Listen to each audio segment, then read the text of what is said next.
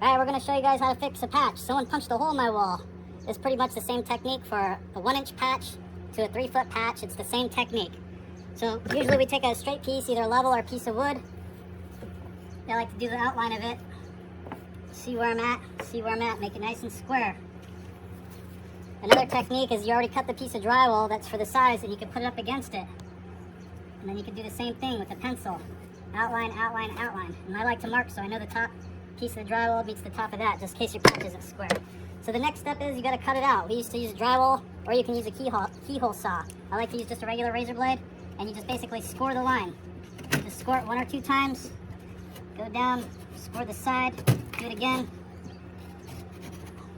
do it again, do it again. Once you get it scored nicely, nice and deep, the patch will come right out. Give you a nice square cutout. Get all that old broken stuff out of there. Clean up the edges a little bit. Most people think you have to cut out from stud to stud so you have something to screw to. That's not the case. What we usually do is we use some 1x2s or 2x2s or even a 2x4. So you just get pieces like this and cut them a little bigger than the patch size. What I like to do is we use regular drywall screws for 1/2-inch drywall, so 1.25 1.5 screws. And then you just get the screws ready to go. And then you put the patch in there and you get it halfway through. This is just basically backing. I like to get at least 2 screws in there, 2 or 3 in the old sheetrock.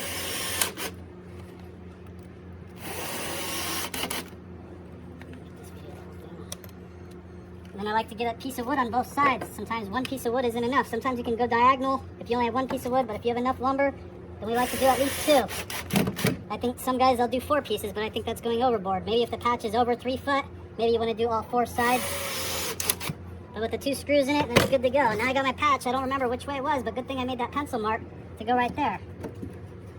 The patch is kind of loose, so I just shave off or use a rasp, take some off, and go there.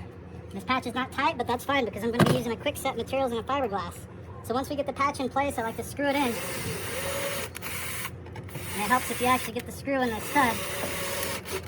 Same thing here, you want to get 1, 2 screws on each side, that way the patch is nice and secure because we don't want it to come out and re-crack out. 2 screws, 2 screws. There we go, we just hung our patch, so we no longer need our hanging tools. I always keep a bucket with my hanging tools. A lot of guys wear a big hanging belt, but I don't need all that just to do a simple patch job. Once we're about ready to do the tape, I just like to always scrape it to take the rough edges off. And sometimes when there's a gap like that, you can mix some quick set mud and pre-fill it, or you could just put the tape on it. I use a fiberglass tape. I put it on each side.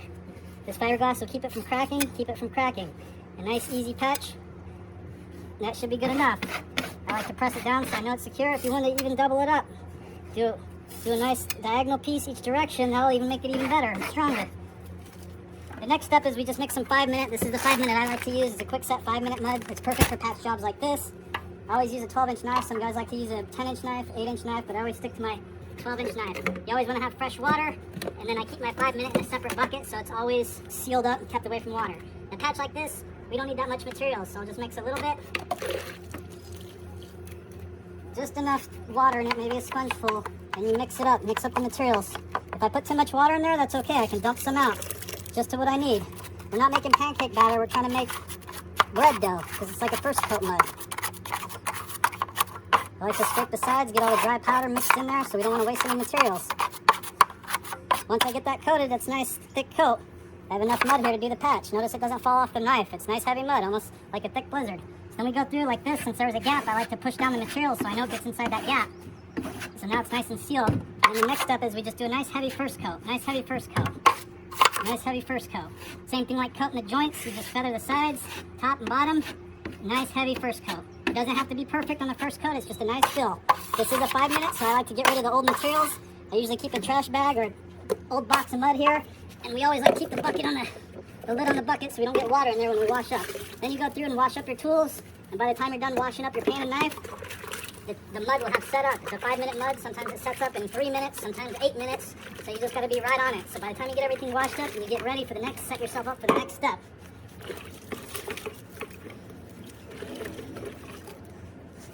Well, I got everything cleaned up, so then I want to check my mud. It's still wet to the touch, so we just wait. Hurry up and wait right now.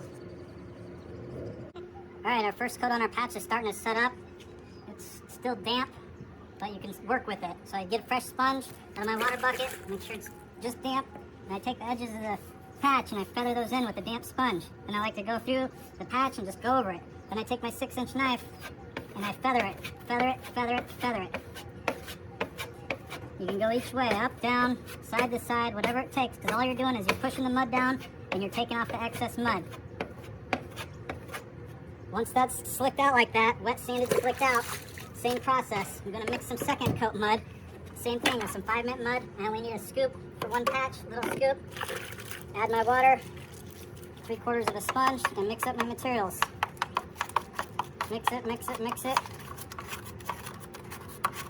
Second coat doesn't have to be really thick, but it has to be about like a really thick pancake batter. Because the patch is really coated already, so this is just a final step to make the patch nice and slicked out and clean and perfect. We just take it, same thing like we did first coat. I like to go a little further out than the original first coat. And then this time we push down a lot harder.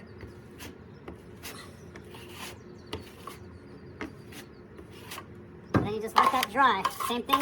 You want to clean up the 5-mint out of your tools before it dries on your tools. Get it all washed out, and then by the time you get everything cleaned up, you'll be ready to slick out and get ready for texture. All right, our second coat on our patch is starting to set up. It's still damp, so we can work with it. It's been about 4 or 5 minutes. Same thing like the first coat. You want to take a damp sponge, hit your edges. So basically that feathers them out so you don't have a sharp edge. Same thing, I like to get it damp. Make sure your 6-inch knife's clean, and same thing, you just go through and you take off the excess mud. It's kind of like a wet sanding technique, or like you're working with clay almost. You go through and slick it out, slick it out. Perfect. If I left it like that and I primered and painted it, it'll be a perfect smooth patch, but we're not gonna just leave it smooth. We gotta match the texture. Same thing with the texture. I already have some mixed in a bucket. I always like to remix it to make sure it's a nice creamy texture. Consistency of most textures, it barely goes through the beater. It's not super heavy, it's not super thin. With the skip trowel texture or Santa Fe, you can do bigger knives, but let's just do it with a simple 6-inch knife, because people that don't use knives every day, they don't have knife control. So 6-inch knife is easier to control. So we just get a little bit of mud, make sure it's nice and clean, our 6, and then a basic skip trowel. The same thing like we did on the other videos. We go through and we do a skip trowel. Skip trowel, skip trowel, skip trowel. Say I don't like my skip trowel, well let's start over. I don't like what I just did there. Just by slicking this out, I just added another coat over the patch. That's even gonna make it even better. Let's start over. Skip trowel.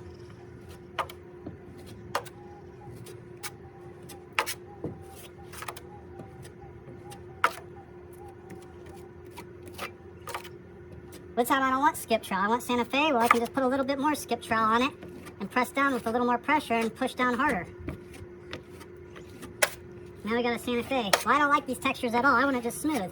Well, let's just slick it out. Take off all that materials. Now you got a nice skim coat. So it'll be a nice skim coat texture. Say, nah, I don't like a skim coat. Let's go back. I want to skip trowel it again. Skip trowel. That skip trowel is too light. I want it heavier. So you just do a double skip. Double skip. Double skip. Then knocking it down, we always knock down skip trowels, you just lightly go over it. That just knocks over the ridges. And that's a nice skip trowel right there over my patch. So with this regular mud is different from the first coat and second coat mud. This is a regular joint compound. It has to dry overnight. So we can reuse this mud. What we don't use, we save in our bucket. And we cap off our bucket and we save it for the next job, for the next time we need mud. I just put a little bit of water on the top so it doesn't dry out. Put my lid on it and the mud's good for a long time. Now we're pretty much done with this job and we can collect our money. And I usually tell the homeowners, you take a sanding block like this, you let the patch dry for at least 24 hours, a piece of sandpaper, 150 grit or sanding block, and then next day you just lightly sand it. A little more effort on the edges and just glide over it. You're not grinding down Bondo or nothing, you're just giving it a quick swipe just to knock the burrs out of the texture.